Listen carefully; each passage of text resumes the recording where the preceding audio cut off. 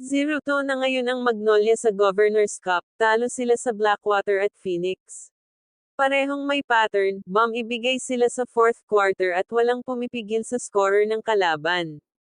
Malaking bagay sana kung may isang player na mag-step up sa depensa o kumuha sila ng player na defense specialist. Ang kailangan ng Magnolia ngayon, yung Stephen Holt type na player, hindi lang scorer, kailangan nila ng two-way wing na gagawin yung mga hustle at defense.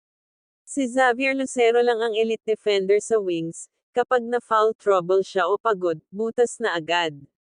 Kailangan nila ng isa pang lockdown defender sa scorer ng kalaban. Hindi pwedeng si Xavier Lucero lang, kaya perfect sana si Stephen Holt dito kasi two all defensive players sa wings. Malaki talaga maitutulong ni Stephen Holt sa Magnolia kung makukuha nila ito lalo na sa depensa. Bagay si Stephen Holt sa Magnolia dahil sa kanyang defense specialist. Si Xavier Lucero nga lang ngayon yung kilalang lockdown defender ng Magnolia. Kung may Stephen Holt at Xavier Lucero sila, sobrang hirap na tumagos sa hotshots.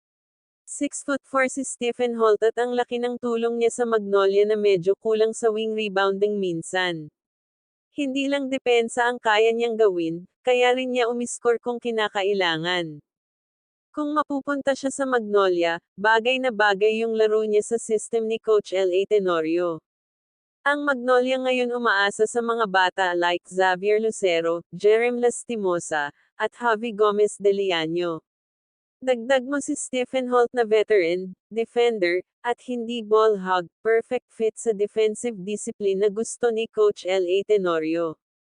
Para makuha ng Magnolia si Stephen Holt galing sa Hinebra, kailangan dumaan sa PBA trade kasi under contract pa siya. Hindi basta-basta free agent yan. Si Stephen Holt ay two-way star ng Barangay Hinebra na defender, rebounder, scorer. Para i-trade nila yan, dapat malaki din kapalit. Pwede i-offer ng Magnolia sina Javi Gomez de Liaño at Ian Sangalang, shooting at big man.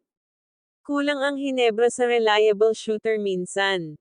Ang problema hindi naman pwede na Romecte sila mag-trade dahil parehong silang SMC teams kaya.